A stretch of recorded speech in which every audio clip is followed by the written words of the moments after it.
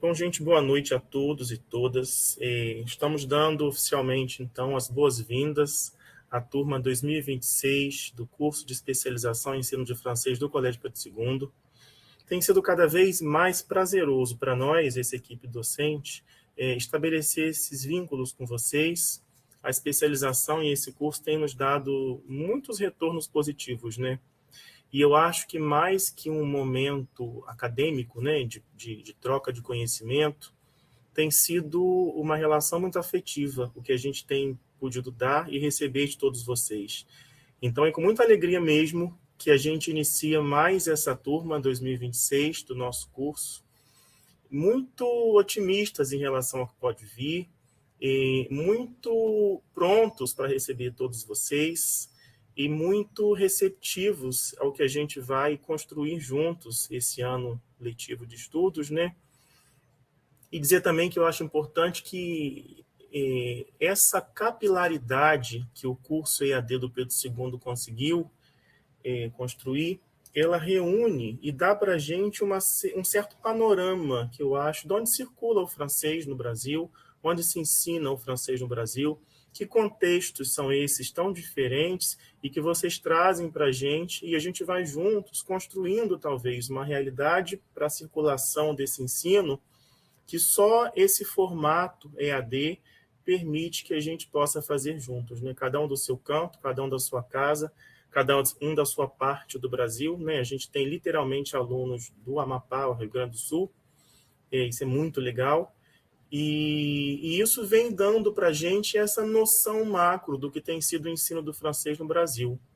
Se, por um lado, a gente tem perdido nossos espaços, né, por causa das nossas políticas de ensino de língua estrangeira que estão retraindo, por outro, eu acho que construir esses laços funcionam como uma forma da gente resistir a essa retração e continuar producente, continuar vivo, continuar acreditando no que a gente faz e na inserção do francês na educação como uma potencialidade, como uma coisa que pode contribuir para a formação do nosso cidadão pela escola.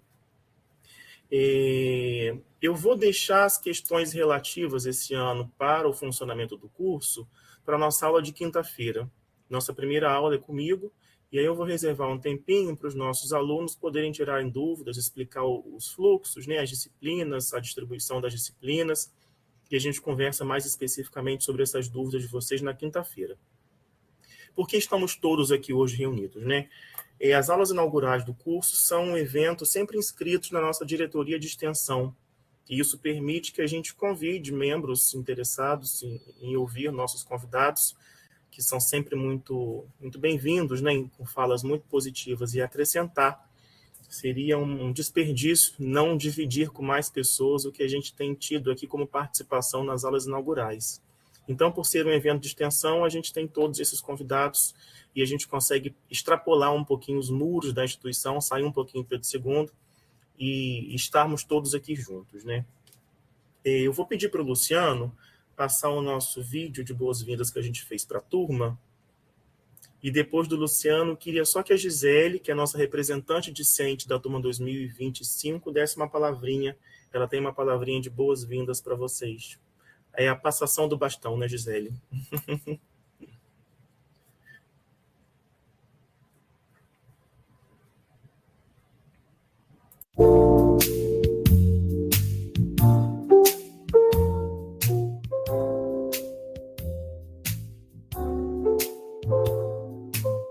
Olá, pessoal. É com muita alegria que a gente deseja as boas-vindas para a turma que está se iniciando esse ano, da especialização em ensino de francês.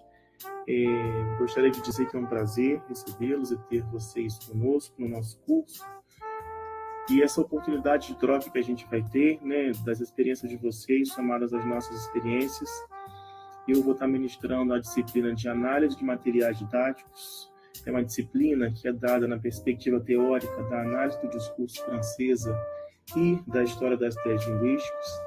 Nela a gente vai estar discutindo conceitos como ideologia, como formações imaginárias, como historicidade, como discurso, sempre voltados para a análise de materiais didáticos. Queria dizer a vocês também que neste momento eu sou coordenador do curso, e desse lugar me prontificando a ajudá-los se for necessário, no que for preciso. Boas-vindas para todos vocês e um ótimo curso. Bonjour, meu nome é Luciano Moraes e eu sou professor responsável pela disciplina Literaturas Francófonas, Deslocamentos e Identidades no primeiro semestre desse ano letivo. Nessa disciplina, nós vamos discutir a importância e o espaço das literaturas francófonas no ensino de língua, mas não só isso. Para atualizar as nossas práticas, a gente vai ler e debater textos em torno de temas como sujeito e identidade, literatura e poder, literature monde, literaturas migrantes e muito mais. Sejam muito bem-vindos, eu estou ansioso para trabalhar com vocês. Olá a todos, sou Cláudia Almeida e vou ministrar a disciplina Metodologia da Pesquisa Científica no primeiro semestre do curso de especialização em ensino francês. Essa disciplina tem como principais objetivos refletir sobre o conceito de ciência e sobre a atitude científica, bem como sobre as possibilidades do método científico. Espero todos vocês na disciplina de metodologia. Olá pessoal, bom dia, boa tarde, boa noite, não sei em que momento vocês estarão assistindo esse vídeo. Meu nome é Edmar, nós trabalharemos na disciplina Questões da Contemporaneidade e o Ensino de Francês, que tem como proposta buscar, nas perspectivas do hackeamento, da encruzilhada e do transolhar, caminhos metodológicos que nos auxiliem a pensar ou a repensar o ensino de francês de modo mais deselitizado, mais negro e interseccionalizado. Nós nos veremos ao longo desse primeiro semestre e é isso. Até breve. Olá, eu sou a professora Patrícia Correia e sou responsável pela disciplina Leituras Literárias em Aulas de Francês. Ao longo do curso, a gente vai refletir sobre a falsa dicotomia entre a língua e a literatura. Vamos ver de que forma o texto literário vem sendo trabalhado nos manuais de ensino de francês. Vamos discutir também sobre a escolha do texto literário canônico e não canônico voltado para o ensino de língua.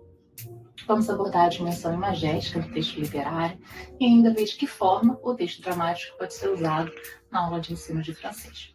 Eu tenho certeza que a gente vai fazer ótimas leituras, estabelecer excelentes conexões, excelentes trocas. Bem, é isso. Eu vejo vocês no segundo semestre do curso de especialização em ensino de francês. Até lá!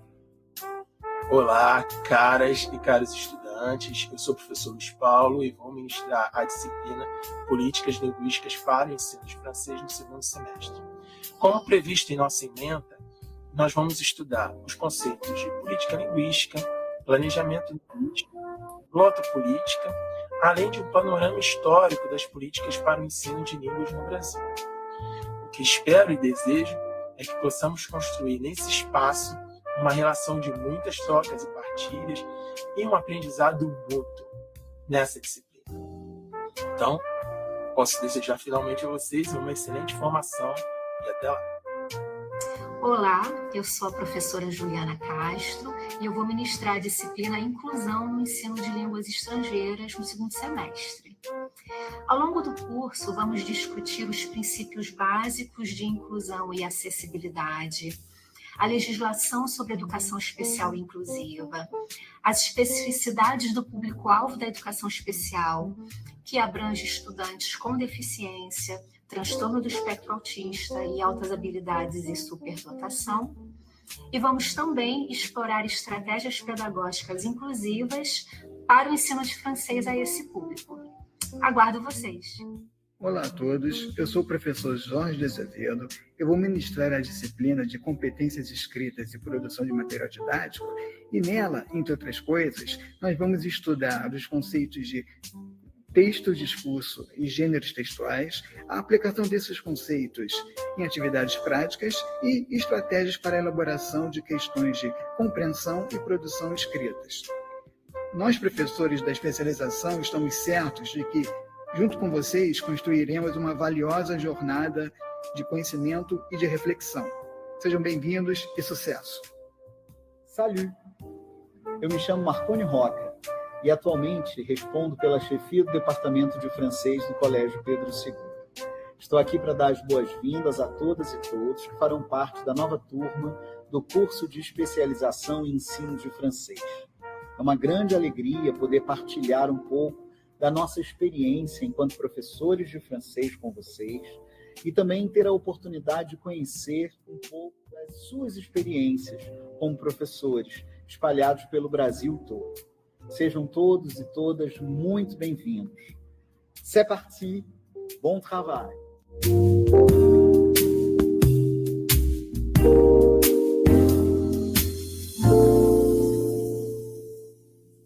Bom, gente, esse é o nosso corpo docente. Viram que peso que tem esse pessoal, né? Que potência que são esses professores. E a gente vai se conhecendo melhor aí ao longo do nosso curso. Queria agora chamar a Gisele para dar uma palavrinha para a gente rápida, para falar um pouquinho dessa experiência que foi especialização em 2025. Boa noite, colegas do curso, e boa noite, professores. Muito prazer em revê-los. Bom, gente, boas-vindas a todos vocês e todos que estão chegando. Esse curso, para mim e para a minha turma, eu falo em nome da turma, foi muito bom. Assim, a gente ficou meio apavorado em alguns momentos, mas a gente aproveitou muito, as aulas são excelentes. Assim, cada uma das aulas você aproveita praticamente 100% assim, das leituras, das discussões, do repertório teórico, assim, e dos debates que esse repertório provoca. A gente fica com medo no começo, a gente chega meio achando que talvez não dê conta, mas a gente dá conta. Os professores são extremamente acolhedores, a metodologia de aula de cada um é diferente do outro, então, mesmo que seja online, por algumas pessoas nem todo mundo gosta de aula online, ainda assim fica prazeroso, fica muito agradável, fica muito gostoso. A orientação com os professores orientadores, ela foi também muito, muito boa, todos os colegas, cada um de nós foi com algum orientador, e todo mundo só teve elogios, assim, de verdade, eu não escutei nenhuma crítica. O pessoal foi só elogios para o processo de orientação, para o processo de elaboração do TCC, e mesmo durante os processos de avaliação de cada disciplina. A gente criou um grupo que tinha o grupo oficial do colégio e um que só nós criamos. Então, era nesse grupo que a gente desabafa ainda, que a gente troca nossas questões, que a gente conversa, que a gente acabou se aproximando muito, mesmo com as limitações do online. Então, assim, eu só tenho a agradecer, estou feliz de estar aqui de novo, para ter a chance de agradecer aos professores, porque eu tive que tirar a minha dedicatória, meus agradecimentos do TCC, porque não coube. Então, eu fico feliz de poder agradecê-los pessoalmente. Eu acho que todos vocês são muito bons e eu vou falar o que eu escrevi, que o professor Luiz está aí para não me deixar mentir, que vocês praticam o que vocês pregam. Então, isso que eu acho que é muito bom. Essa educação inclusiva, essa educação acolhedora de que vocês falam nas aulas, são o que vocês praticam no seu cotidiano escolar. Obrigada.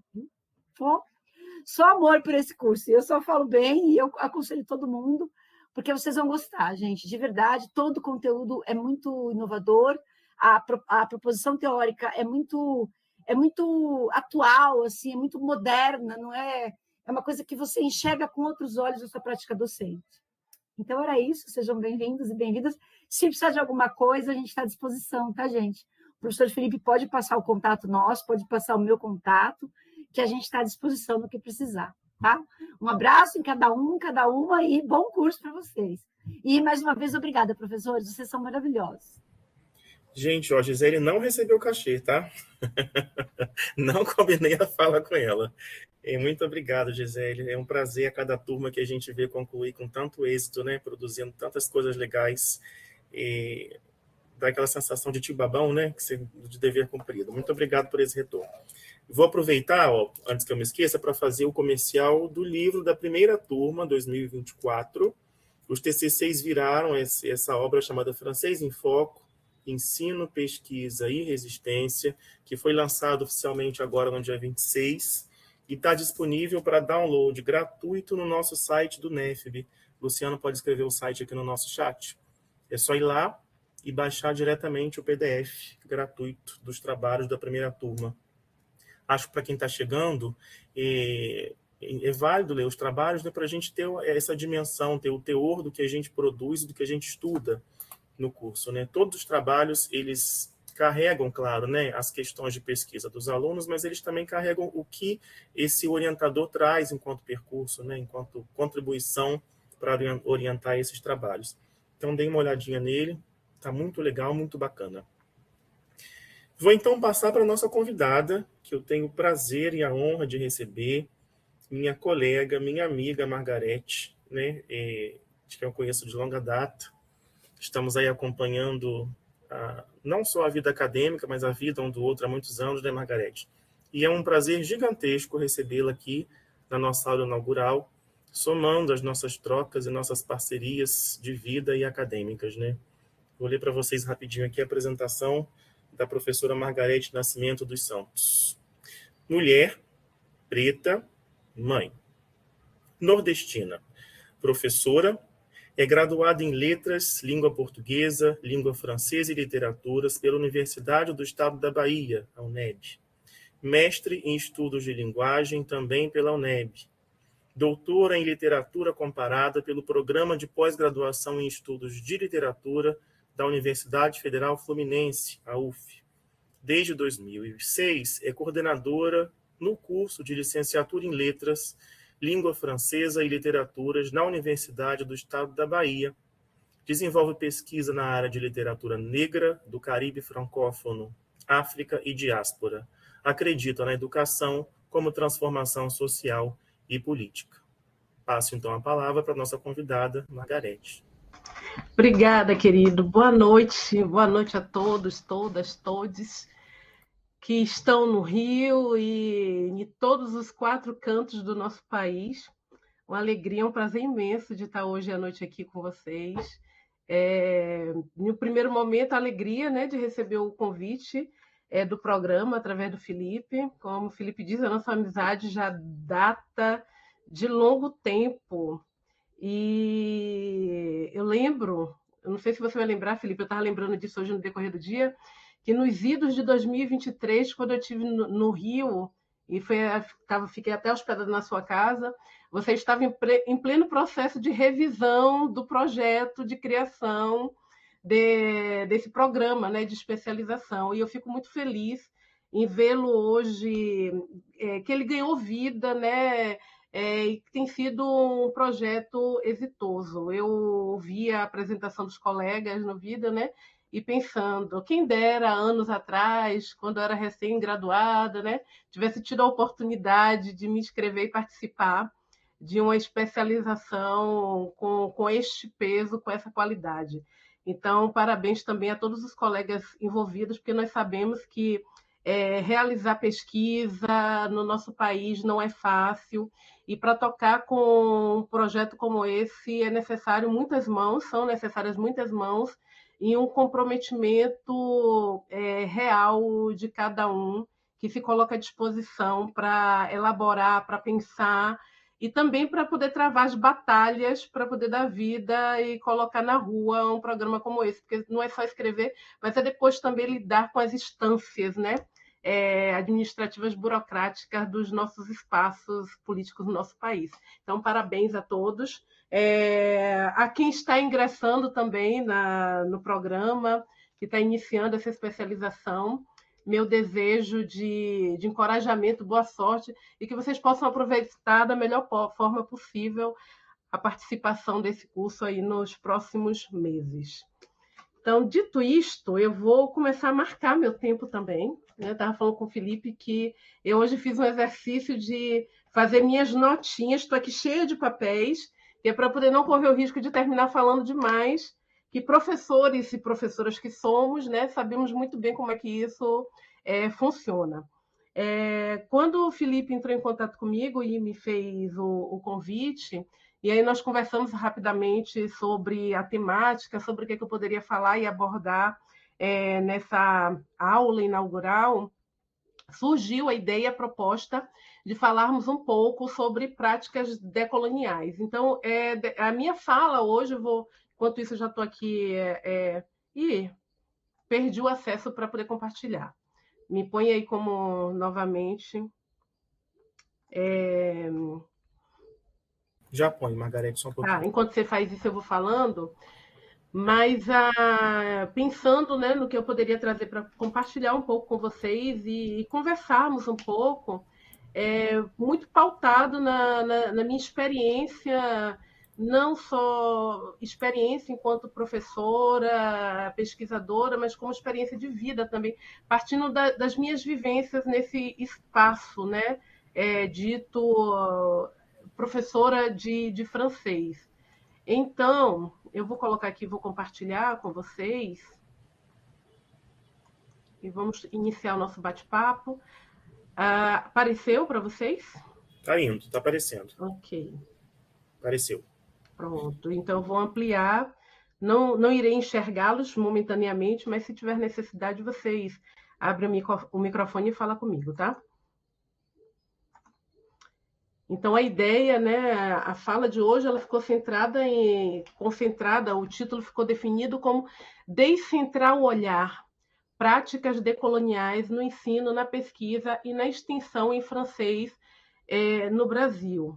E eu acho que esse título tem, apesar de longo, tem algumas palavras-chave, né, que são bem caras. Eu acho que a primeira delas é a primeira parte do título, que é, de fato, a minha proposta esta noite, é trazer algumas pistas, alguns elementos que nos ajudem a descentrar o nosso olhar, né? E aí a própria palavra descentrar já remete a essa ideia da centralidade, né? De estar fixo em algo. Então, nós vamos pensar um pouco sobre essa ideia do desviar o olhar, de direcionar esse olhar para outros espaços, partindo principalmente desse conceito de decolonialidade, né, pensando em práticas decoloniais dentro do nosso contexto mesmo do ensino, da pesquisa e da extensão em francês no Brasil. Então, como é sempre muito difícil pensar essas intervenções quando a gente não conhece o público, né? Só partindo do princípio de que eu estou falando hoje com professores de francês, mas sem conhecer muito bem a realidade de cada um de vocês, eu terminei fazendo um plano de fala em dois momentos. Um primeiro momento mais teórico, que vai trazer um pouco as bases que dão suporte, que amparam a própria ideia de decolonialidade. Então, para quem já domina isso, para quem já entende, desconsidere, mas é porque eu realmente achei necessário fazer esse percurso antes de chegarmos na ideia em si, que é de pensar essas práticas no nosso contexto, no tripé universitário. Então, pensando nisso, eu defino esse primeiro momento como bases conceituais, e nós temos uma série de pesquisadores, de teóricos em torno da temática da decolonialidade, mas os elementos que eu trago para vocês hoje, partindo do que escreve, do que reflete o Nelson Maldonado Torres, e um dos livros que eu utilizo como base para essa análise é esse livro aqui. Eu não sei se vocês conhecem ou quem conhece, que se chama Decolonialidade e Pensamento Afrodiaspórico, que é um livro organizado pelo próprio Maldonado Torres, em conjunto com Bernardino Costa e Grossfogel. E esse livro ele reúne 15 textos de pesquisadores brasileiros e de outros pesquisadores da América Latina, cujo objetivo principal é discutir, pensar a decolonialidade e esse pensamento afrodiaspórico no contexto da diáspora. Então, essa já seria uma primeira... Margarete, desculpa te interromper, deixa eu só fazer um comentáriozinho, desculpa mesmo. Tudo bem. Porque eu queria só comentar aqui para o pessoal que não está ainda acostumado com essa plataforma, que ela tem algumas funcionalidades ali. Então, se vocês quiserem, por exemplo, ver o rosto da professora enquanto ela fala e ao mesmo tempo ver o slide lado a lado, vocês podem separar ali, ó, clicando ao lado do slide, tem um botãozinho, vocês podem alternar o compartilhamento da tela, vocês podem colocar em tela cheia, vocês podem dar zoom se quiserem para ver mais de perto, aí isso facilita, tá? Então, não hesitem em mexer aí na plataforma, porque as nossas aulas vão acontecer nesse mesmo lugar, né, na RNP. Tá bom? E respondendo já a pergunta que apareceu ali no chat, a gente normalmente compartilha todos os materiais das aulas dentro do Moodle, tá? A gravação da aula e também os slides, links, enfim, o que a professora disponibilizar. Desculpa, Margarete, obrigado. Tranquilo, e acho super justo, né? Afinal, a professora arrumou o cabelo, fez uma make para poder vocês também irem me vendo, né? Enquanto estão me ouvindo falar. Mas e depois, lógico, eu tenho também como compartilhar com vocês os slides e essas indicações de leitura mesmo. Sim, então o que eu vou trazer de conceito inicial é basicamente a partir, né, desse livro, da decolonialidade do pensamento afrodiaspórico, e de alguns outros pesquisadores que dialogam diretamente ou não com a temática. Para poder pensar o conceito de decolonialidade em si, nesse contexto das práticas decoloniais, gente, está fazendo calor insuportável aqui, viu? Para pensar essa decolonialidade, é preciso voltarmos um pouquinho e retomarmos alguns conceitos que nascem a partir da própria ideia de colonização. Nós falamos muito de colonização, dos processos em torno da colonização, e o que eu percebo é algo que eu chamo muita atenção aos estudantes em aula ou em orientação, é a falta do domínio de determinados conceitos que nos levam, muitas vezes, a confundir algum deles ou até mesmo usar um como sinônimo do outro. Então, quando nós pensamos em colonização, o processo da colonização em si, diretamente, podemos pensar em 3 conceitos ligados a ele. O primeiro deles é que nós falamos muito, ouvimos muito falar, que é o colonialismo, que seria a formação histórica dos territórios coloniais, desses territórios que sofreram um processo de colonização, né, no período pós-navegações. Podemos também falar do colonialismo moderno, que, nesse caso, seriam os modos específicos pelos quais os impérios ocidentais eles colonizaram a maior parte do mundo. Então, esse colonialismo moderno, esse moderno aí está ligado, está associado a essa modernidade da colonialização, do colonialismo, né? E diz respeito, de fato, às estratégias, os meios que foram utilizados como imposição para colonizar. E o que a gente ouve com uma maior frequência, que é a própria ideia de colonialidade, que seria, por sua vez, a lógica global, e aí sim nós estamos falando no contexto, no conceito mais recente nosso, né, ligado a essa modernidade globalizada. Então, seria a lógica global de desumanização, que é capaz de existir até mesmo na ausência de colônias formais. E ela está embutida na modernidade. O que isso quer dizer? Pós-processo de colonização, finda as colônias formais. Aí estamos falando, por exemplo, o Brasil, que não vive mais sob o jugo, né, da colônia, de ser uma colônia. Ainda assim, vivenciamos uma lógica de desumanização, vou retomar isso mais adiante, né? Que é o que caracteriza como colonialidade. Essa colonialidade, ela muitas vezes ela é utilizada em associação direta ou em substituição ao próprio termo de colonialismo. Então, colonialismo e colonialidade, nesse sentido, elas estão extremamente ligadas, sendo que uma é o processo da formação histórica desses territórios, como se deu essa formação histórica, e o outro ela está ligada a essa lógica, a esse mecanismo que impõe a dominação sobre esses espaços, esses territórios que passaram pelo processo de colonização. Dito isto, né, ficando claro o que seria o conceito de colonialidade e colonialismo, nos remetem a mais 2 termos que ouvimos com muita frequência. Um deles é o conceito de descolonização. E aí a gente vê um prefixo que é diferente, mas que faz toda a diferença quando falamos de des e quando falamos de de.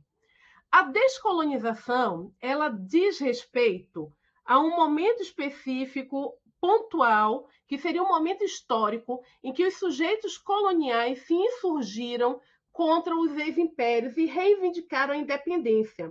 A descolonização ela é, na maioria das vezes, associada ao processo, por exemplo, né, de independência das ex-colônias dos países africanos. Aquele momento de luta, de retomada do território, né, de busca pela libertação, nós vamos chamar especificamente de descolonização, que é deixar, né, deixar de ser colônia, deixar de pertencer ou de estar sobre o jugo direto do colonizador.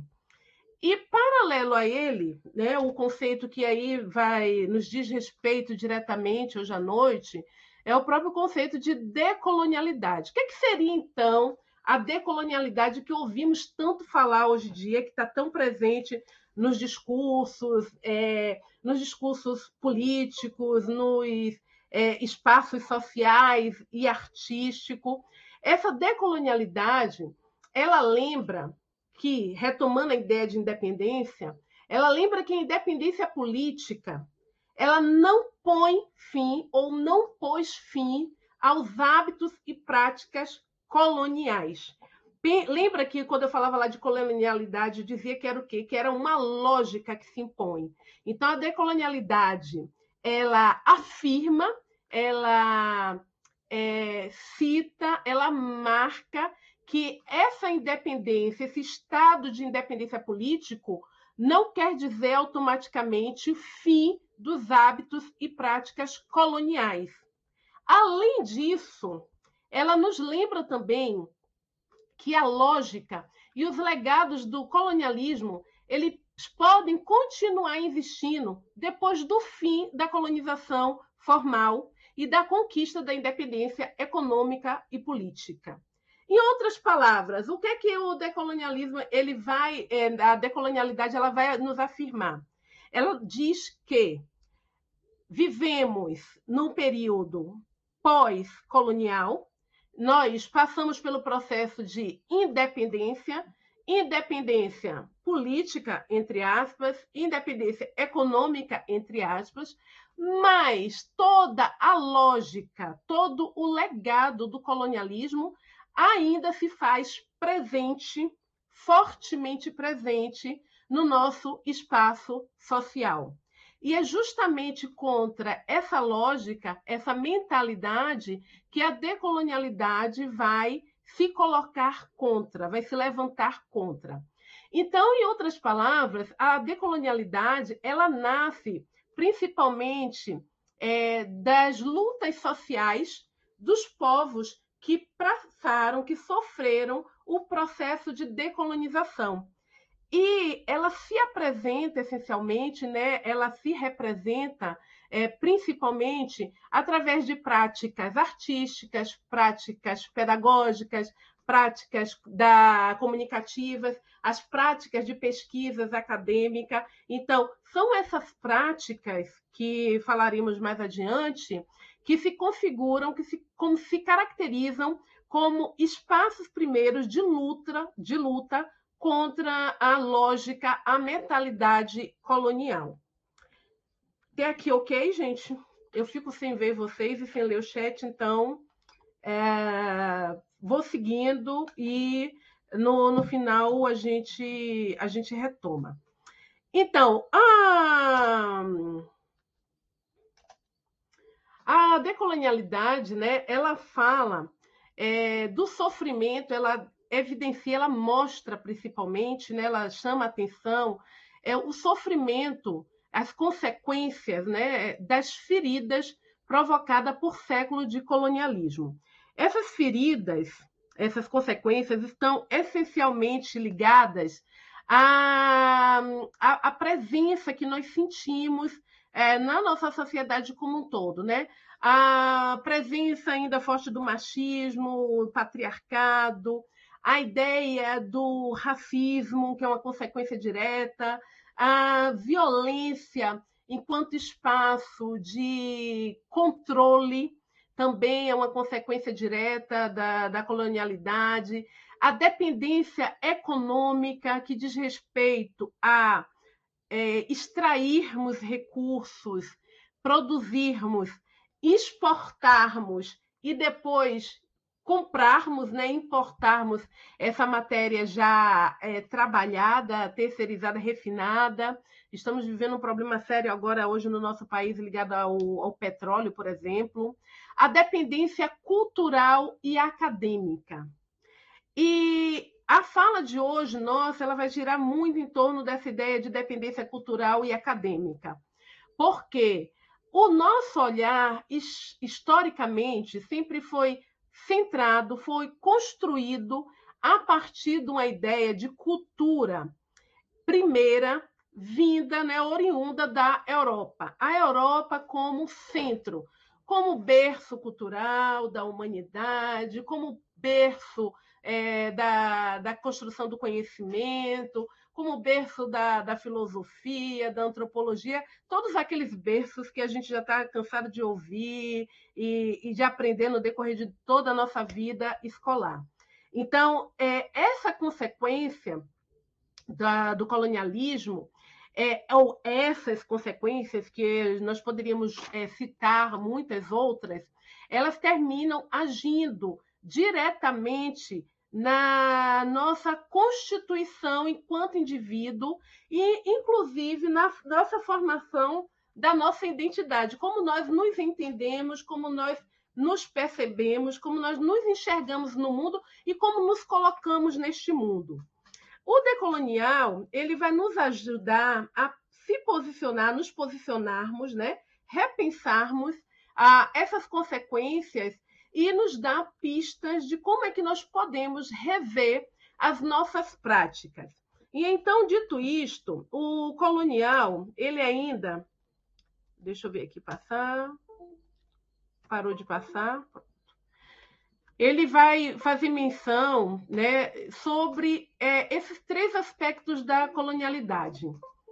A colonialidade do poder, a colonialidade do saber e a colonialidade do ser. O Maldonado, ele fala sobre esses três tipos de colonialidade. Colonialidade do poder, para a gente está muito claro, né? Está posto lá, né? Como é que os reciclos da colonialidade, eles fazem uso do poder dentro desse jogo político para poder determinar os espaços de circulação, definindo e dizendo quem pode circular, onde pode circular, de que forma pode circular.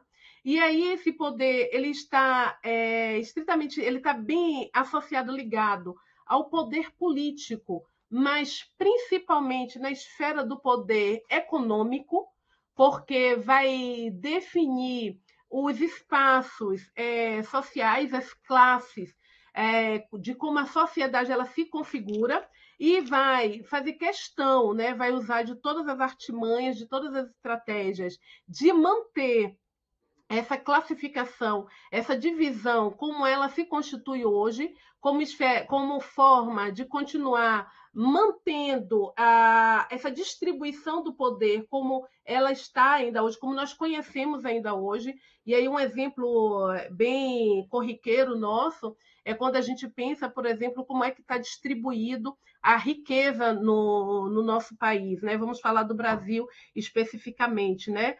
Toda a produção econômica, todo o capital concentrado numa esfera pequena da pirâmide, e aí nós podemos, inclusive, racializar isso, né?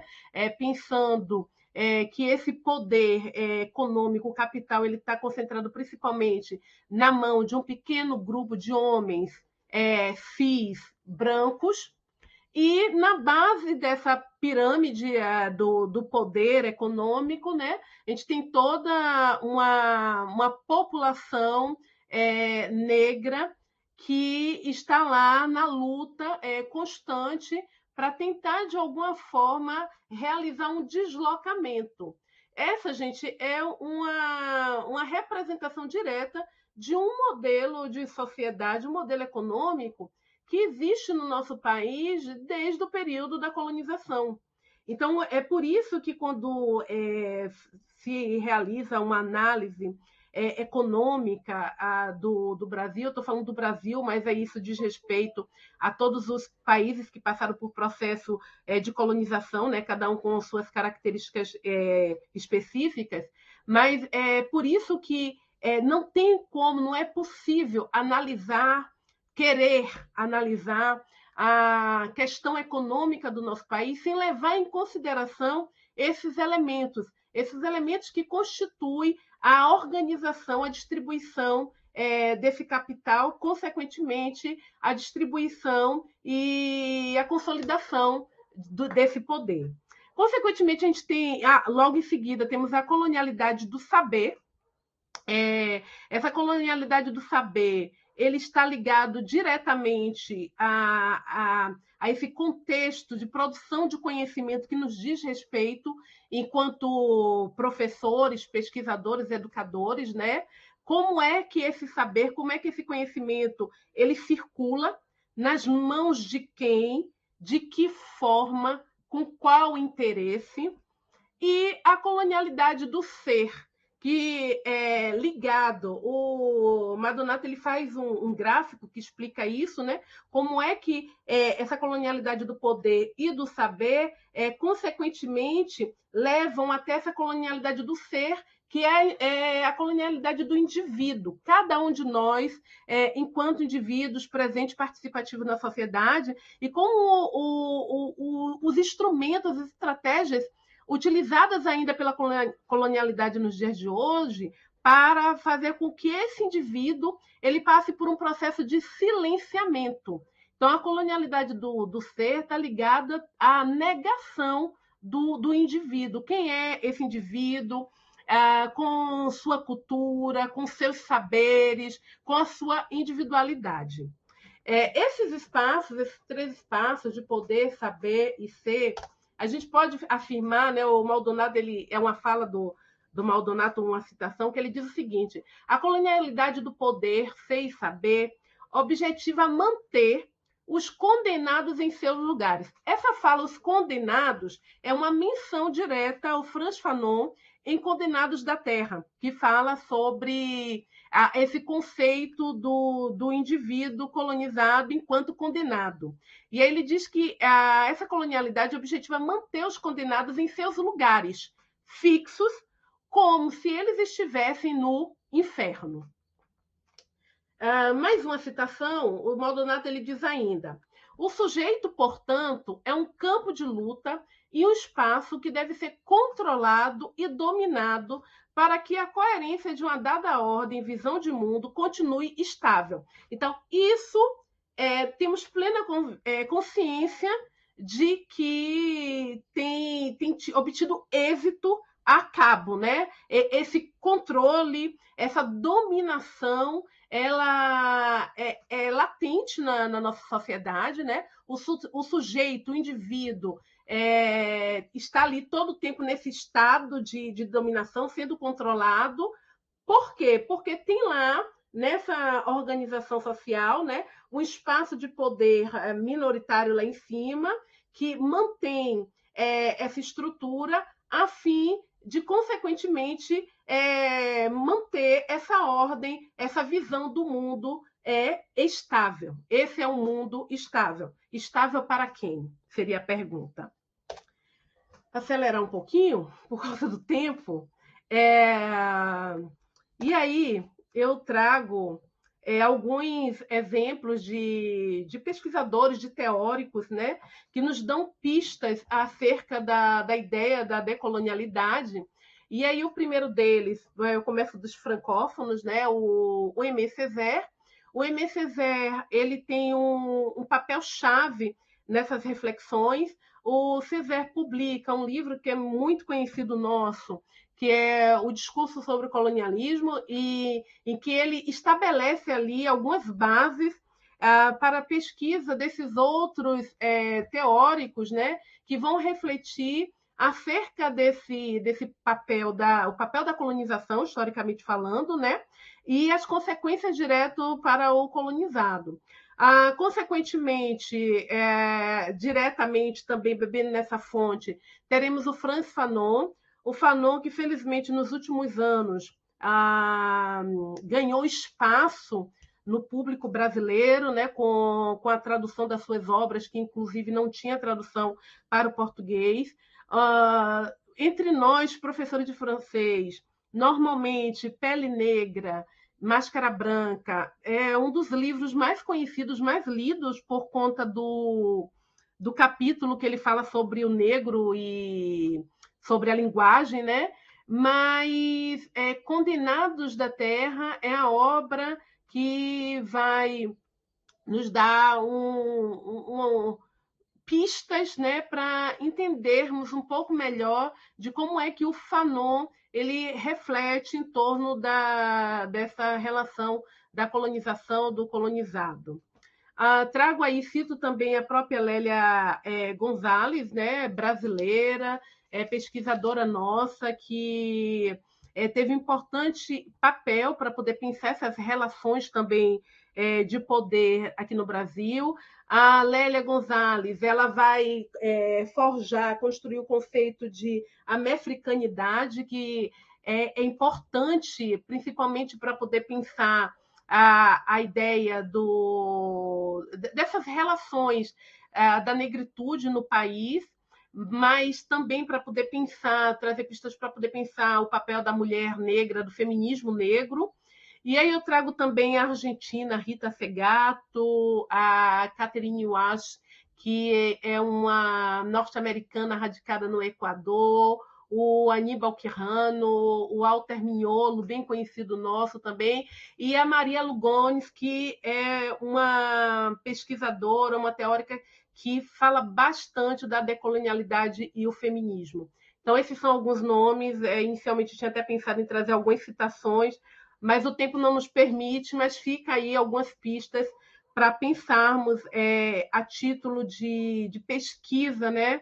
O que é que temos como fonte que podemos buscar, em quais fontes podemos beber, mencionando, claro, que esses seriam pesquisadores primeiros que lá nas décadas se a gente retoma um pouco de Césaire, né, década de 40, 50 em diante, Fanon também, e mais recente, né, década de 80, principalmente com as latinas americanas, vão pensar e vão dar uma propulsão para a discussão em torno da decolonialidade. E aí eu até aproveito para poder dizer que falar de decolonial não é modismo, né? Eu já ouvi algumas pessoas criticando, né, direta ou indiretamente, né, falando assim, mas é mais um modismo do momento, tudo agora, a frase que as pessoas gostam, né? Tudo agora é decolonial.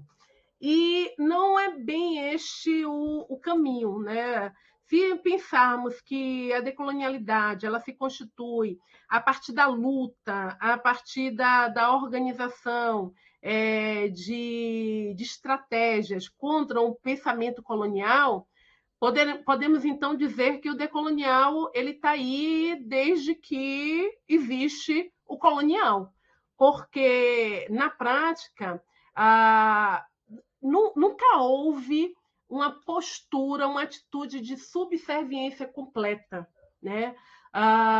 Quando a gente pensa no contexto do Brasil, seja indígenas, seja a população escravizada, nunca se colocou em espaço de conformismo, pelo contrário, sempre existiram revoltas, lutas, construção de estratégias, de levantes contra essa imposição do colonial.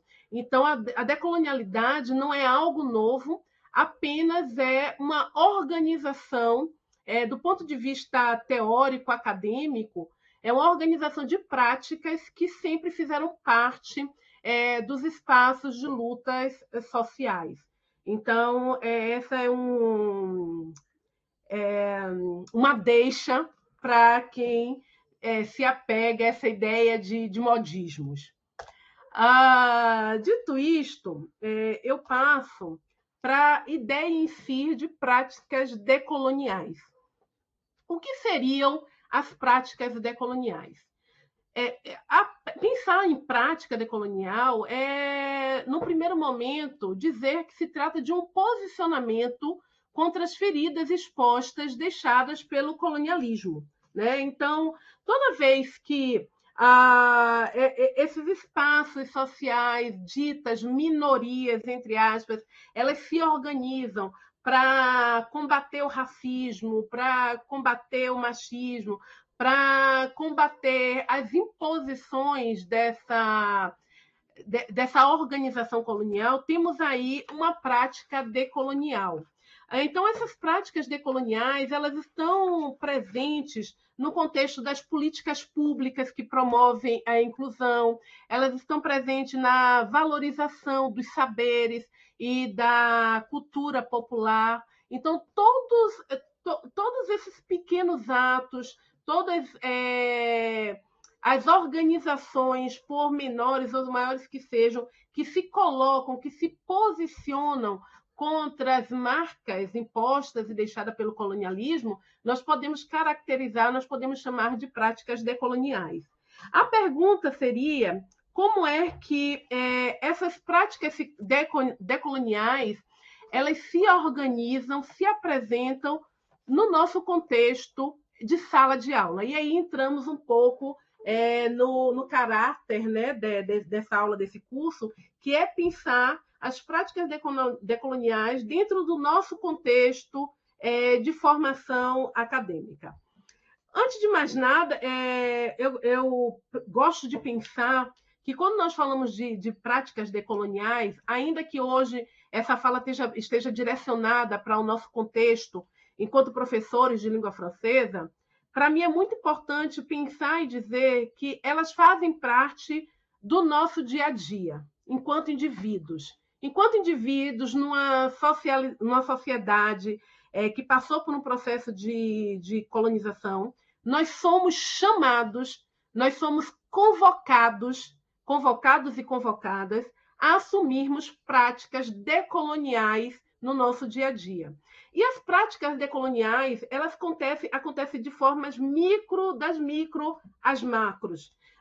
Quando o Felipe me apresenta, né, ele tinha me pedido minha apresentação, e quando ele me apresenta, e ele fala Margarete, mulher, preta, mãe, nordestina, professora, essa é uma forma minha, encontrada para colocar em prática isso que nós estamos chamando de práticas decoloniais, né? É uma forma de demarcar um espaço, de dizer quem eu sou, da onde eu estou falando e como eu me posiciono. Então, a gente não precisa partir para algo muito elaborado. Quando, em minha fala, eu preparo uma apresentação, como vocês estão vendo aí, acho que vocês viram no decorrer das imagens, né? Utilizando exclusivamente artistas indígenas, né? Eu tenho aí uma imagem do Jader Ismael, né? Quando eu utilizo artistas indígenas, quando eu utilizo artistas quilombolas, essa é uma prática decolonial. Então, essas práticas elas fazem parte da minha individualidade de Margarete. Então, falar de Margarete, enquanto pessoa que se posiciona no dia a dia, eu busco fazer da minha prática diária uma prática decolonial. Essa prática, dentro desse contexto, pensando dentro da nossa realidade, né, a reflexão hoje é pensar como é que ela está associada em torno desse tripé que é o ensino, a pesquisa e a extensão. Eu fiz umas notinhas sobre isso para não me perder. A universidade, né, o ensino superior, a academia, ela está organizada ela está organizada a partir desses três eixos, né? quando se fala em práticas acadêmicas, a gente não pode desassociar o ensino em relação à pesquisa e extensão, e temos que, a todo tempo, adotar uma política para que elas estejam dialogando em pé de igualdade, sem dar peso mais a uma do que a outra, né? Que elas estejam dialogando e se completando. Mas de que forma é que, na minha prática acadêmica, e aí quando eu estou falando de prática acadêmica, não estou falando, me direcionando o discurso apenas para quem é professor universitário. Eu estou direcionando o discurso para todo aquele que passeia, se desloca em torno do espaço acadêmico, seja enquanto discente, seja enquanto pesquisador, seja enquanto docente, ou seja enquanto aquela pessoa que não está mais na universidade, mas está o tempo todo dialogando com esse espaço. E aí, como pensar esses três eixos?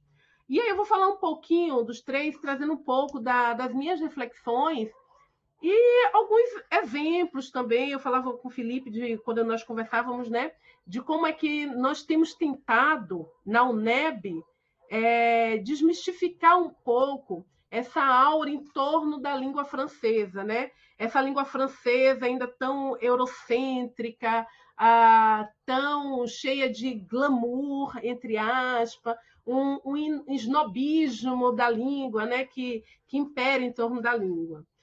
E aí a primeira coisa que eu me pergunto sempre é por que os professores têm tanta dificuldade em diversificar o seu espaço de sala de aula, em sala de aula. Quando eu pergunto aos meus colegas, por exemplo, quais são suas referências? E aí eu lanço a pergunta para vocês, né? Vocês todos que estão aqui acompanhando hoje, né? Quais são as suas referências enquanto professores de língua francesa? Quem é que está lá orientando e conduzindo o seu trabalho em sala de aula? Na maioria das vezes, a maioria esmagadora das vezes, né, o nosso ensino ele está 90% centrado dentro de uma referência eurocêntrica e é uma referência francesa. Nós não estamos nem falando dos outros países em Europa que falam francês, né? Francesa. Então, os nossos manuais didáticos, eles são todos produzidos na França. Os nossos materiais autênticos são todos ligados a uma produção francesa, com raríssimas exceções. E aí eu falo raras exceções porque hoje eu já vejo algumas pistas, né, ligadas ao ensino do francês na perspectiva decolonial. Eu já vejo algumas pistas em alguns perfis no Instagram. Mas fora essa galera mais conectada online, na nossa prática da sala de aula, nos cursos de extensão, na universidade, nos cursos de idioma, os nossos materiais eles são todos construídos a partir de uma lógica francesa. Às vezes, do Quebec, mas assim, bem raro. Quando eu pergunto aos meus colegas, por exemplo, quantas vezes na sala de aula você traz exemplos, traz elementos autênticos, referenciais de países africanos de língua francesa? Quem utiliza um documentário do Senegal em sua sala para ensinar francês? Quem utiliza um comercial, um panfleto do Haiti em sua aula, né? Não há essa relação de diálogo com outros espaços. Isso é praticamente inexistente. Então, convidá-los hoje a repensar a prática do ensino é convidá-los a sair dessa zona de conforto, porque assim, é uma zona confortável levarmos para a sala de aula e trabalharmos em sala de aula material que nós temos o domínio, que nós conhecemos. Então, sair do conforto é sair em busca de formas outras de pensar a prática do meu ensino em sala de aula. Quais são os outros temas que eu posso discutir em sala de aula?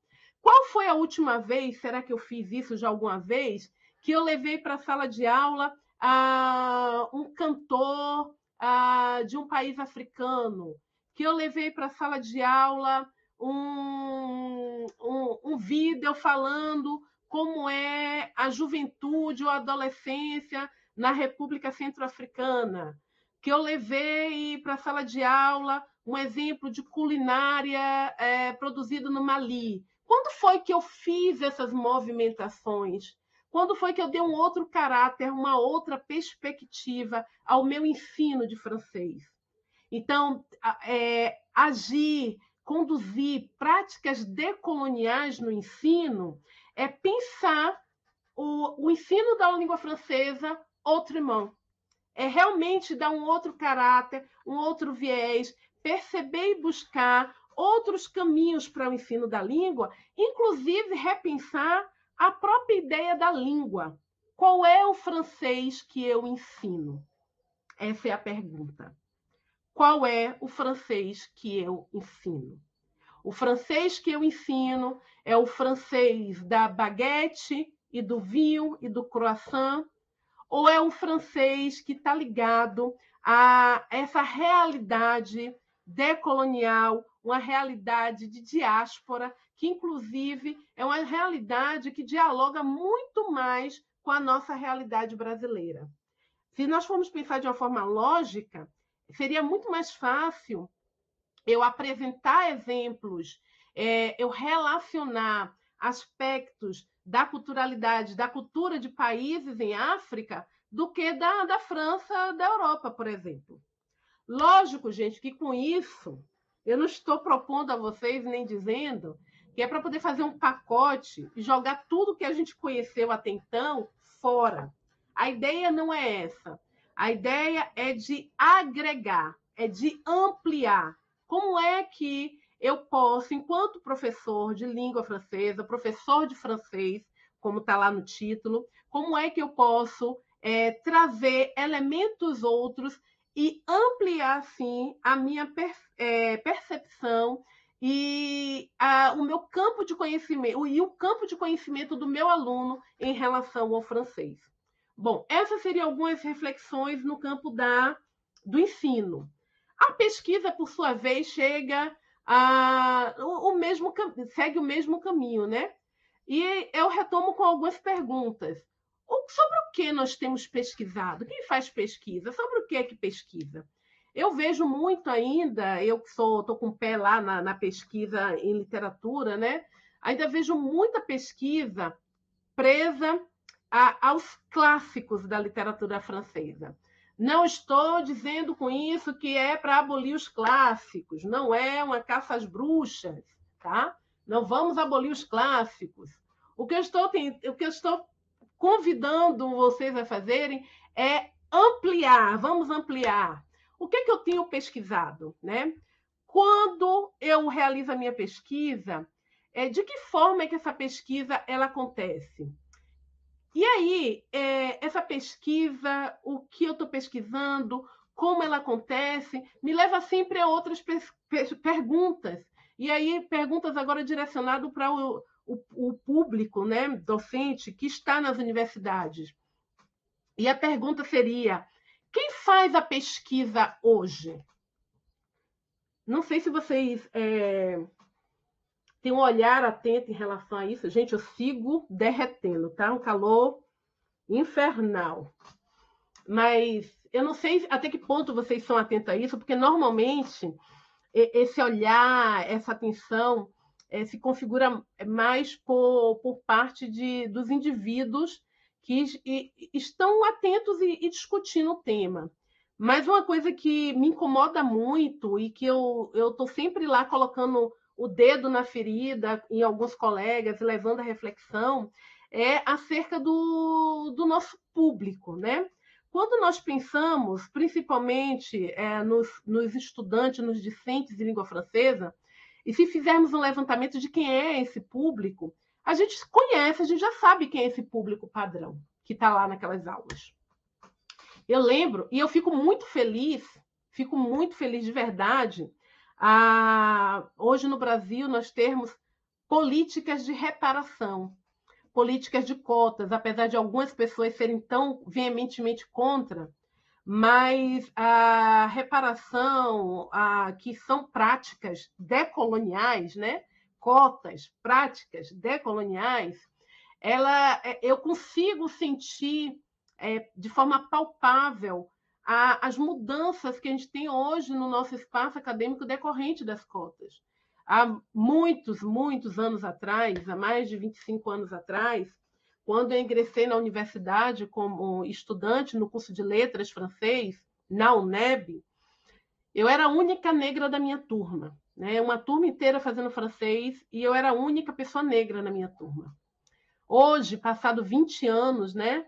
Passado 20 anos também de políticas de cotas no país, eu fico muito feliz cada vez que eu adentro a sala de aula e eu vejo uma pluralidade de cores entre os meus alunos. Eu vejo pluralidade de cores, vejo pluralidade de diversidade, né? Pensando na palavra diversidade. Vejo diversidade de cores, vejo diversidade de classe social também, graças às cotas. Mas, saindo um pouco dessa minha realidade e pensando na realidade do contexto do Brasil, do nosso país, né? Eu estou sempre me perguntando quem é ainda o público que está em nossa sala de aula? Quem é o público quem é que faz pesquisa em francês no Brasil? Quem é que detém as oportunidades? Quem é que detém as bolsas? Quem é que consegue as bolsas?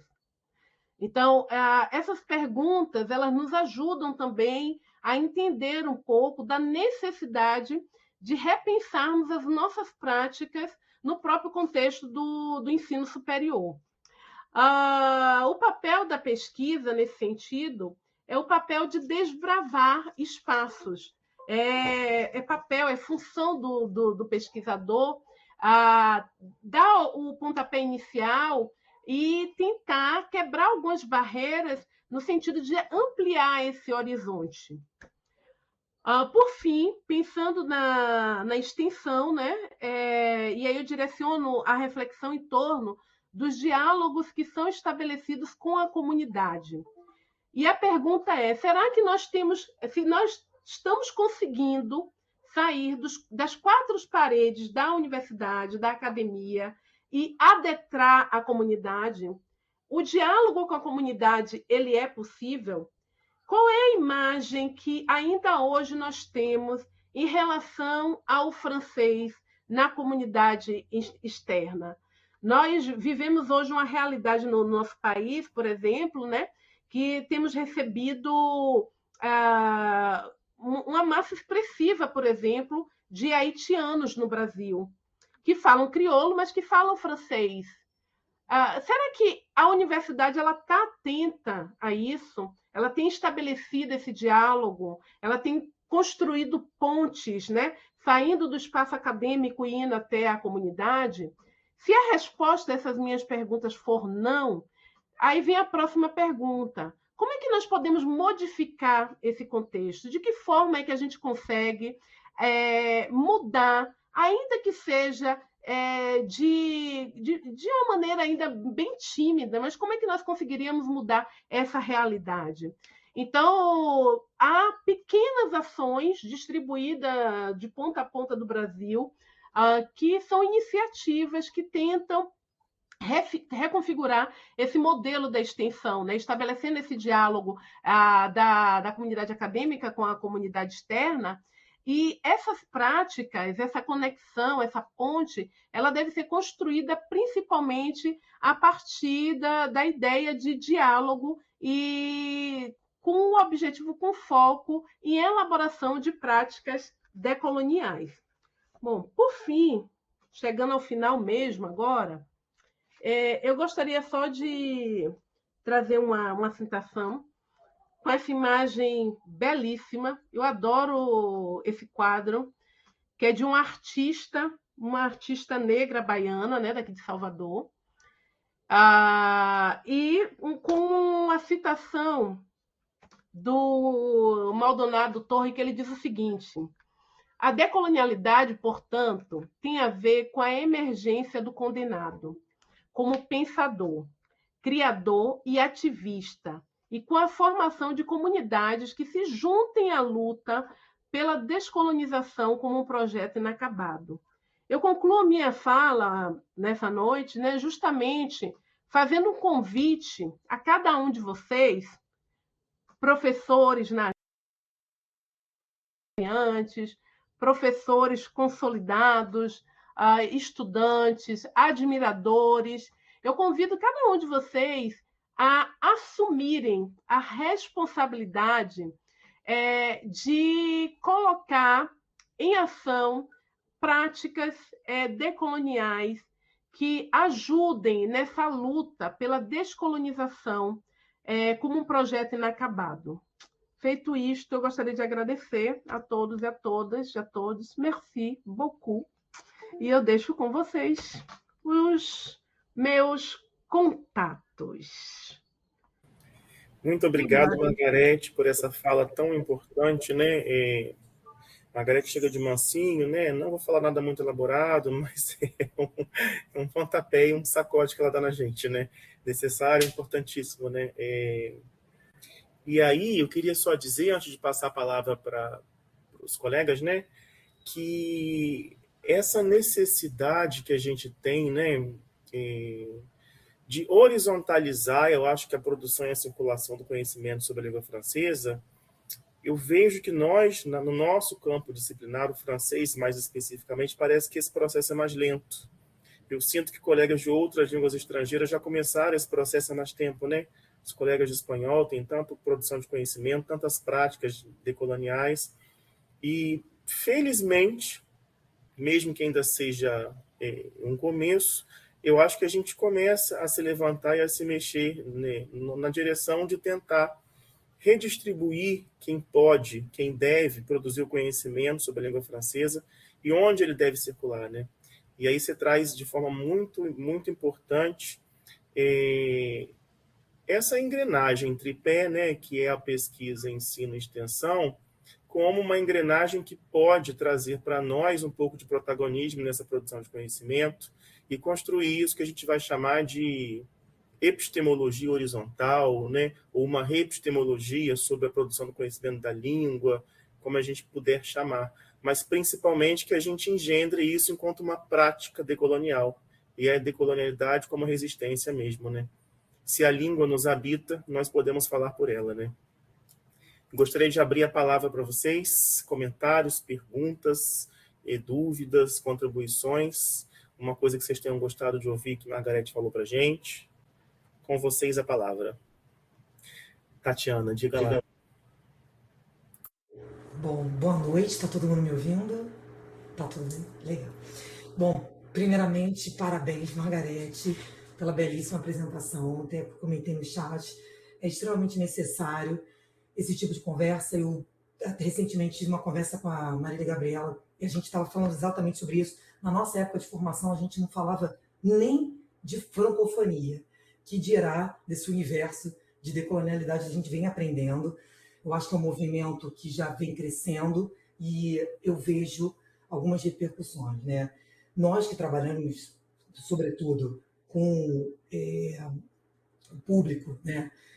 Eu acho que faz mais do que necessário a gente repensar sobre essas iniciativas decoloniais, né?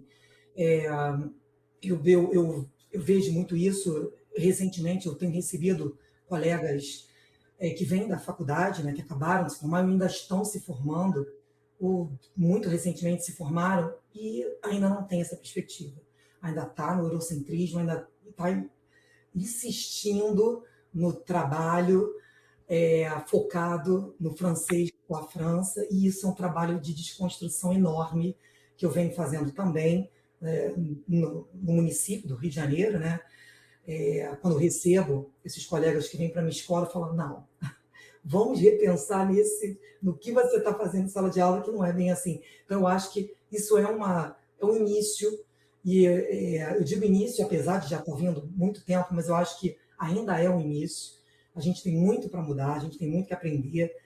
O próprio município do Rio de Janeiro já trabalha com as relações étnico-raciais. Eu estou fazendo, inclusive, um curso oferecido pela prefeitura que vai durar o ano inteiro, para justamente, eu acho que ter essa reação e começar realmente a mudar e pensar e repensar nas nossas práticas, né? Que foram durante anos construídas em cima do eurocentrismo. Então, assim, eu venho mudando muito. Eu confesso que isso realmente, até para mim, foi criada na década de 80, 90. Aprendi francês totalmente eurocêntrico, totalmente voltado para a França. Então, assim, para mim também é uma aprendizagem diária, mas eu acredito que eu venho fazendo mudanças significativas. Eu tenho gostado muito disso e venho aprendendo cada vez mais. Por isso que quando eu vi a postagem sobre a apresentação de hoje, eu nem hesitei e me inscrevi. Acho que foi uma das primeiras a ser inscrita, porque eu acho que a gente tem que ouvir e ouvir mais vezes, de passar isso para os nossos colegas, porque é uma pena que poucas pessoas ainda tenham acesso a isso. Tem muita gente que não tem acesso a isso. Posso te garantir, pelo que eu tenho recebido, inclusive dentro das universidades brasileiras. Isso não é falado ainda. Então, assim, quando eu recebo esses colegas que acabaram de vir da Universidade do Rio de Janeiro, eu falo, vocês ainda não viram falar disso?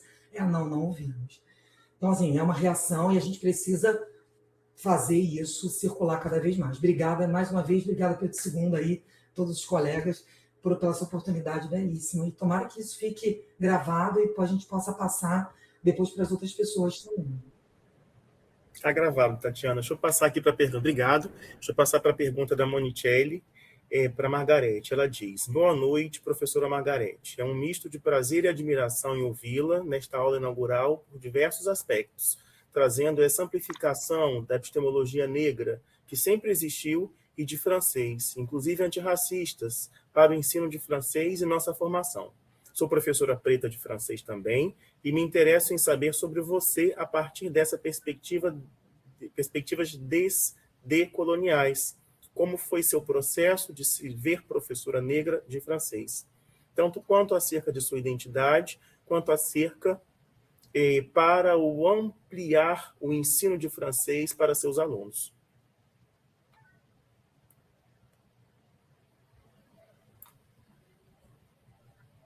O microfone não estava querendo abrir. Obrigada. Eu não peguei o iníciozinho, o nome da pessoa, Felipe. É a Monicelli. Monicelli. Obrigada. Nossa aluna da turma 2025. Ah, que legal. Fico feliz, Monicelli, em saber que você é uma professora negra. Nós não somos muitos no Brasil, né, Felipe? Não somos muitos, somos raros no Brasil. Eu lembro bem que eu vi a Tiziana, eu lembro que numa formação que nós tivemos não lembro mais o ano, mas foi antes daquela nossa, Felipe, não, foi depois. Numa formação em Besançon, e um professor de lá, nós estávamos num grupo com 20 e poucos professores, e um professor lá nessa formação, um professor francês, falou assim: mas como assim o Brasil, um país tão diversificado, né? Mais ou menos essas palavras que ele usou, e um grupo com tantos professores brasileiros, você é a única negra, né? E aí eu sorri para ele e falei assim: eu poderia te devolver a pergunta, né? Poderia devolver a pergunta para os colegas, mas a questão é que ele ficou meio no ar quando eu falei isso com ele, né? Eu disse assim: a questão é que você observou isso, mas se eu perguntar entre meus colegas que estão aqui, com certeza ele não deve ter observado. Porque a tendência é de que quem não está sentindo essas questões diretamente, né, ligada à pele, e aí pele, eu estou falando sentindo na pele, elas não estão atentas, né, a como nós nos apresentamos enquanto minorias nos espaços brasileiros. Então, respondendo assim de uma forma muito sucinta a sua pergunta, eu me sinto feliz porque eu saio de um contexto, de uma realidade que eu era a única estudante negra, como eu disse na minha turma, né? E o fato de eu hoje ter turmas em que quase metade da minha turma, às vezes, são compostas de estudantes negros. Mas eu sei que isso ainda é uma realidade bem específica, né? Nós estamos falando de um contexto do Nordeste, da Bahia, da UNEB, que é a universidade que sai da capital, que vai para o interior, que é das primeiras universidades no Brasil a estabelecer sistema de cotas. Eu estou em um curso que foi o primeiro curso aqui na UNEB a dedicar 100% das vagas ao SISU, e tem um número acentuado de vagas para cotas. Então, tudo isso são marcadores que mostram por que eu tenho essa realidade. Mas quando eu saio desse contexto, que eu venho, por exemplo, para o contexto aqui de Salvador, porque eu trabalho no interior, a realidade aqui em Salvador é diferente, né? Eu ainda me esbarro com essa língua francesa elitizada, que é acessível apenas a alguns poucos, e esses alguns poucos não diz respeito à camada pobre, que é essencialmente composta por negros e negras. Então, isso já me incomodou muito, abrindo muito o coração, sendo muito sincera com vocês, já me incomodou muito circulando pelos espaços, circulando por esse Brasil todo, em congressos de professores de francês, todos esses espaços, já me senti muito incomodada, estando em espaços com outros professores de francês, e normalmente ser a única ou as 2, 3 negros ali. Mas hoje não me incomoda tanto assim, porque eu assumi mais como uma filosofia de vida, estabelecer pontes, construir estratégias para poder tanto falar sobre essa realidade e alertar outros colegas sobre essa realidade, quanto também criar estratégia para que outros e outras cheguem a esse espaço assim como eu cheguei. Porque é muito fácil a gente falar que a possibilidade está ali para todos e todas, que todos, quem queira, pode chegar, quando, na verdade, a gente sabe que os indivíduos que vão fazer, estamos falando do francês específico, gente, que vão fazer o francês, ele parte de lugares muito diferentes. Quando nós falamos, por exemplo, de um menino, uma menina branca que começa a fazer francês e um menino, uma menina negra que começa a fazer francês, eles estão partindo de espaço diferente. Esse menino, menina branca partindo da periferia, que vem de uma família que não teve instrução, na maioria das vezes a primeira da sua família a entrar na universidade, que não teve uma base sólida, e de um outro que veio de uma outra realidade, que teve acesso a um estudo. Então, nós sentimos isso, inclusive, na sala de aula. Os professores que estão na universidade devem sentir isso, inclusive, no contexto da bagagem cultural que os nossos alunos trazem. E muitos desses e dessas não têm essa bagagem cultural por conta desses espaços do qual eles vieram. Então, sim, é nosso papel, é nossa responsabilidade, enquanto professores, né, criarmos condições para que os que estão consigam permanecer, e aí a ideia de permanência, e também criar condições para que outros galguem e alcancem esse espaço. Acho que é isso. Obrigado, Margarete. Tem mais alguém com a mão levantada aqui. Peraí, deixa eu ver. Raquel. E a Raquel. Olá, boa noite a todos. Boa noite, Raquel. Estou muito feliz de estar aqui, de estar ouvindo essa aula que está magnífica, muito boa mesmo, assim. A professora Margarete, viemos do mesmo lugar, eu sou graduada da UF também, então eu já estou mais feliz ainda de estar aqui e estar podendo participar da aula, participar do curso de especialização, né? E eu queria ressaltar que lá na UF a gente estuda francofonia, a gente tem as matérias matrizes francófonas e literaturas francófonas. E foi lá que eu pude conhecer, fico até emocionada de falar, esse mundo, né, que é diferente do que a gente conhece fora da faculdade, fora da universidade. A gente não conhece mesmo, né, onde se fala francês, o francês que está na África, o francês que está no Canadá, o francês que está aqui do ladinho da gente, né, na Guiana. Desculpa, eu fico muito emocionada porque isso me toca muito. E era isso que eu queria falar para vocês, que eu estou assim, muito feliz de estar aqui, de estar ouvindo a professora Margarete e de estar participando do curso. Feliz demais. Muito obrigada, gente. Obrigada a você pela fala, Raquel. E assim, podemos dizer que você tem um privilégio, né? Porque a UF é uma das poucas universidades hoje no Brasil, a título de Brasil, né, que tem um curso construído, pensado para discutir, para trazer essas discussões em espaços outros dentro desse contexto da língua francesa. Mas, infelizmente, é exceção, quando a gente pensa no contexto brasileiro. Eu conheço estudantes circulando aí em eventos, em outros espaços, estudantes que dizem que concluem a graduação sem nunca nem ter estudado autores do Guadalupe Martinica, né? Que é França. Exatamente, no Rio de Janeiro ela é a única, porque eu procurei nas outras, né, na UERJ, na UFRJ, e não tinha. Esse curso nosso, assim, da UF, ele é muito completo, eles são 5 anos de curso, por ter essa matriz literária francófona que tem, né, o curso é maior devido a isso. A gente faz 5 aulas, né, 2 aulas de matrizes francófonas, mais 3 aulas de literatura francófona, fora as literaturas francesas também. Então, é um curso de total excelência, assim, a minha formação, modéstia à parte, assim, foi muito boa e eu não quero parar. Por isso que eu estou aqui, né? Procurei outra instituição de excelência, né? Que foi o Pedro II, né? Que, enfim, escrevi também o meu trabalho de PPE sobre, porque por ter, né, o francês, né? Ter começado o ensino de francês no Rio de Janeiro. E é isso. Obrigada, professora. Eu amei muito sua fala. Obrigada a você, Raquel. Obrigado, Raquel. A gente tem aqui na fila a Alexandra, que está com a mão levantada também. Vamos fazer o seguinte, o Alexandra pergunta, a Aline pergunta e Margot responde, porque o nosso tempo está acabando para aproveitar os nossos minutinhos. Quase 8. Então vamos lá.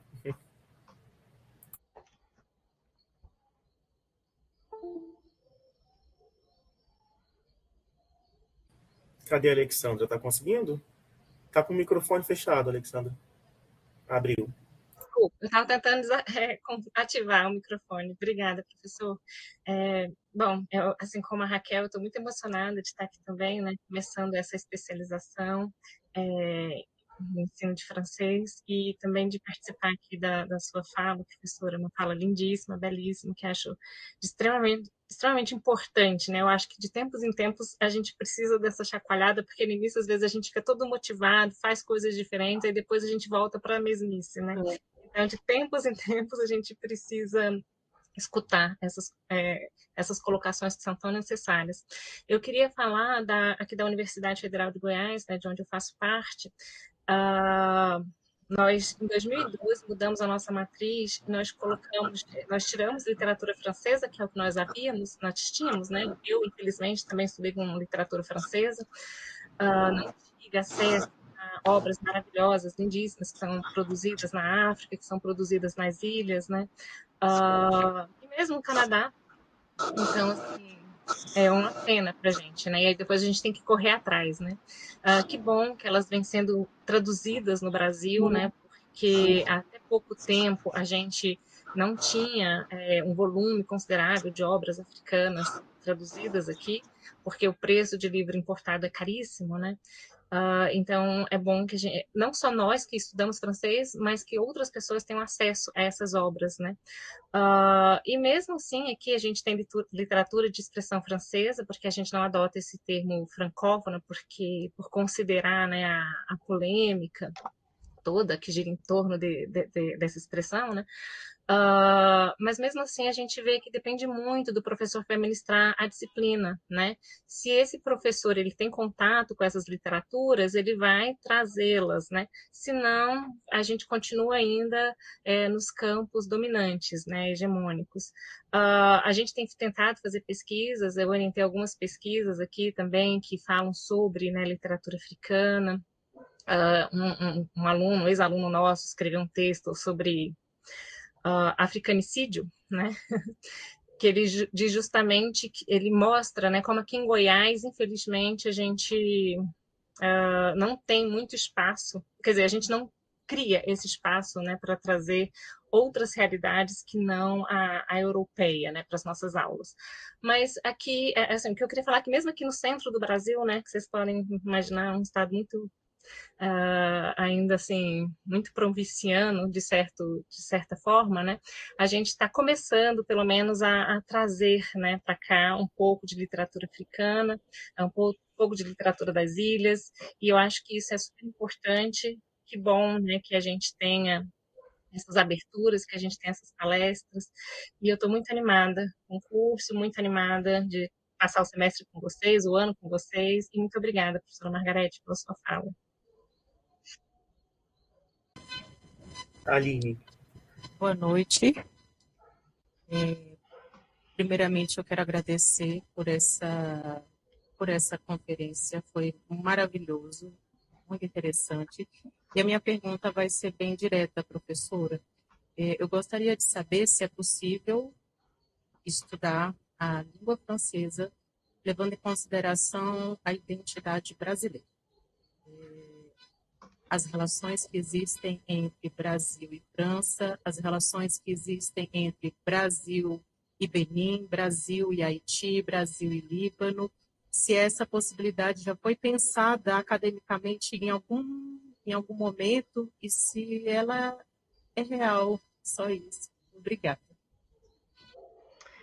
Desculpa, Margarete, vamos só pegar uma carona ali, Felipe, que tem uma pergunta do Antônio, que eu acho que tem a ver com essa que a Aline acabou de fazer, né? Eu acabei de ler a pergunta justamente agora, Luciano. Ia fazer... Você pode fazer o link, né? E aí, Maria Françoele também deixou ali mais um depoimento, né? Um relato do que propriamente uma pergunta. Obrigado.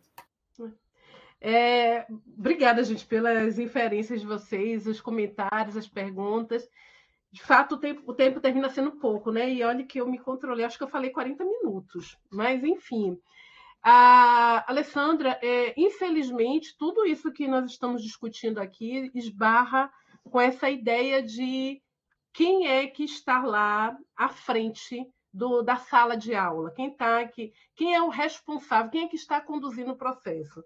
E é por isso que eu acho que é tão importante iniciativas como essa da especialização que os colegas estão realizando aí no Pedro II, porque é através de formação continuada. Não tem outro caminho. Talvez não seja possível a nossa geração ver uma mudança consistente dessa realidade. Mas eu sou muito otimista, eu não consigo ser pessimista, eu prefiro ser otimista. Eu sou muito otimista de que as futuras gerações elas encontrarão uma realidade bem diferente da que de que você viu na sala de aula. Quando eu ouço, por exemplo, a Raquel dizendo que ela teve uma graduação, né, que contemplou essas discussões, já é uma realidade diferente da que eu vivi. Então, assim, infelizmente, muitos dos nossos colegas são fechados, não tanto por ser cômodo você trabalhar com aquilo que você já conhece, de cabo a rabo, aqueles programas que você domina, como também por puro leite concentrado de preconceito, né? Tem preconceito mesmo. Tem preconceito e discrimina África, América Central, espaços outros que não são eurocêntricos ou que não estão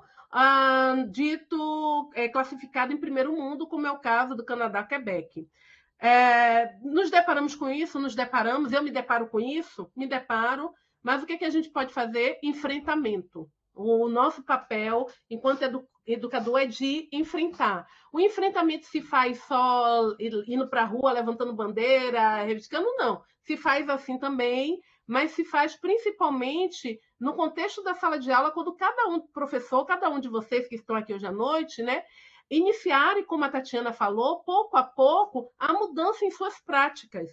Se, ao final deste ano de 2026, vocês que são 50 professores aqui, conseguirem incluir, pelo menos em 1 a 2 aulas, uma discussão que não seja eurocentrada, já é uma mudança, já é uma transformação. E, pouco a pouco, a gente vai mudando essa realidade. E aí, pensando na pergunta da Aline, que dialoga um pouco com o que o Antônio estava falando, o Antônio fala lá na pergunta dele sobre o contexto do Amapá. Sim, é possível pensar a língua, o ensino da língua, sob uma outra perspectiva, de uma forma ou outra que não seja essa que estamos acostumados. Lógico que a dificuldade é dada também, porque para a gente é muito mais fácil elaborar um curso, elaborar uma aula, a partir da nossa própria experiência, das nossas próprias vivências, né? Nós aprendemos o francês de uma forma, nós aprendemos a língua de uma forma, depois fomos para a universidade para a graduação, aprendemos aquela metodologia, aquela didática do ensino do francês, e, de repente, ter que mudar o foco, a estrutura, a forma como esse ensino de língua se apresenta, é desafiador. E assim, gente, quando eu trago essa fala para vocês, não é de uma forma utópica, sabe? Pensando numa realidade, outra. Eu tenho consciência, plena consciência da dificuldade, não é fácil, é um desafio muito grande para o docente, mas é possível. E eu não preciso fazer isso de forma abrupta, sabe? Vamos rasgar, queimar todos os livros, jogar tudo fora e começar do zero. Não é isso. Mas de que forma é que eu posso iniciar essa minha prática no dia a dia? Como é que eu que estou lá no Amapá, estou trabalhando num contexto de culturas indígenas, próximo ali com a fronteira com a Guiana, como é que eu posso agregar essa relação na sala de aula com o meu diálogo? Então, assim, é quase seguro, né, do diálogo que eu já tive com algumas pessoas no Amapá, que a maioria da população conhece pelo menos, cada um conhece pelo menos uma pessoa que já migrou para a Guiana, que já foi, que já voltou, que vive lá. De que forma é que eu posso realizar, estabelecer essas pontes, essas conexões, a partir da vivência, da experiência desse público, né? Falar este francês, discutir esse francês, trabalhar com a literatura que é produzida na Guiana. Não lembro mais agora quem é que estava falando das traduções, né? Então, hoje nós temos escritores, o professor Denis, de lá do Acre, tem traduzido os escritores da Guiana Francesa. De que forma é que eu posso estabelecer esse link? Da mesma forma, pensando no nosso contexto da língua portuguesa aqui no Brasil. Lógico que isso também está muito associado à metodologia, à abordagem que a gente utiliza para o ensino da língua estrangeira. E aí também a abordagem que a gente escolhe para esse ensino vai ditar os caminhos também escolhidos. Tem muitos professores que têm uma resistência muito grande de ensinar o francês a partir de uma reflexão da própria língua portuguesa. Desassociando o contexto, não vamos traduzir, não vamos pensar numa gramática a partir da outra. E eu respeito muito eu respeito muito a didática, a metodologia de cada um, porque eu acredito que a metodologia de ensino está muito associada à própria constituição do indivíduo, das experiências do indivíduo. Mas não adotando esse tipo de didática, mas de que forma é que eu posso fazer pensar, fazer refletir o contexto da minha língua a partir da língua estrangeira, ou pensar a língua estrangeira a partir do meu contexto, da minha vivência. Eu estou trabalhando a língua francesa, não preciso necessariamente trabalhar com um material autêntico, uma situação da França, vou trabalhar lá com o Senegal. De que forma é que eu posso estabelecer essas pontes dentro desses contextos decoloniais, pensando nesse sul global, né, de sul para sul? Como é que essas estratégias elas podem se organizar, podem se constituir? Agora, lógico que isso daí seria pano para manga para uma outra discussão, outro debate, que não é para hoje. Essa é outra aula inaugural, né, Margarete? Eu acho interessante, né? Um termômetro para mim sempre, né? Quando a fala reverbera, né? Eu acho que a reação do público mostra o quanto a fala foi importante, foi provocante, né? E pode despertar na gente o desejo de continuar refletindo e conversando sobre isso. Antes da gente terminar e dar boa noite para vocês, não posso deixar de registrar a presença do nosso querido chefe de departamento, professor Marconi Roca. Marconi, quer dar uma palavrinha de boas-vindas para a gente? Quero sim, Felipe, obrigado. E, antes de tudo, obrigado, Margarete, né? A sua presença aqui entre nós foi extremamente enriquecedora, né? A sua fala foi extremamente dialógica com aquilo que a gente acredita no Departamento de Francês do Colégio Pedro II. Né? A gente, de fato, pretende, né, quer dizer, dentro de um ensino de francês que dura, né, que existe há 188 anos, né, é um desafio a gente se manter atual e a gente dialogar com as demandas sociais, né, que estão ao nosso redor, né? A gente ensina francês no Colégio Pedro II há 188 anos, que é a idade do colégio. Então, isso traz um peso muito grande, né? E a gente tem uma responsabilidade muito grande, né, enquanto departamento.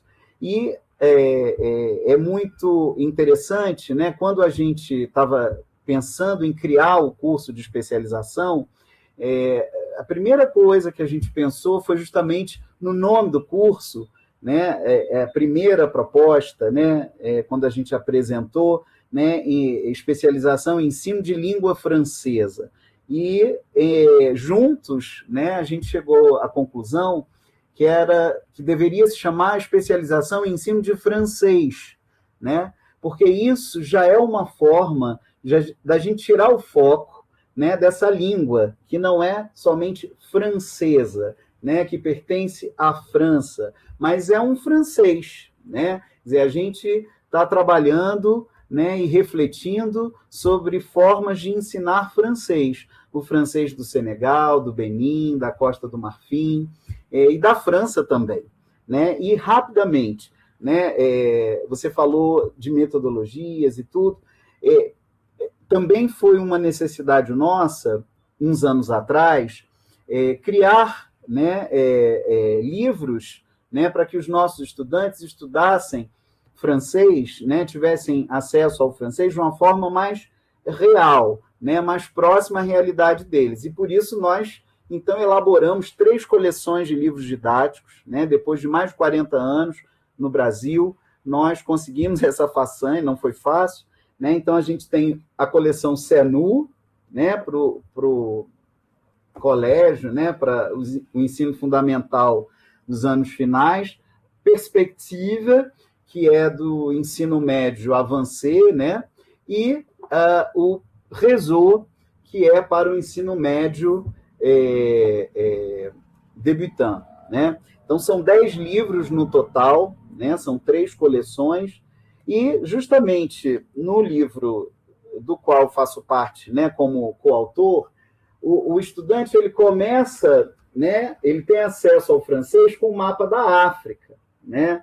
Então, logo de cara, a primeira lição, o primeiro contato dele é com um depoimento do Prince Tosse, que é um Beninois, e com a Viviane Bou Amenan, que é da Costa do Marfim, da Côte d'Ivoire. Né? Então, a gente teve esse cuidado, né, de pensar o ensino de francês nas nossas metodologias, né, nos nossos manuais, decolonial, né, que deslocasse esse foco. Então, a sua fala, né, a sua aula, ela vem ao encontro, né, exatamente do que a gente pensa aqui no Colégio Pedro II, no nosso departamento, e o que os nossos colegas vão dividir com os novos estudantes, a quem eu dou as boas-vindas, né? Atualmente eu sou estou na chefia do departamento, né? Mas sou professor de francês há 26 anos no Colégio Pedro II e fico muito feliz em receber vocês, né? Aqui o curso de especialização em ensino de francês é de fato uma grande vitória para o nosso departamento, né? E uma grande alegria da gente poder partilhar um pouco dessa nossa experiência que vem de tanto tempo, né, com colegas do Brasil todo. E muito obrigado, Margarete, obrigado, colegas, e bom trabalho enfim, c'est parti. Obrigado, Marconi, querido. Então, a gente vai encerrar aqui a gravação. Mais uma vez, agradecer a presença de todos vocês.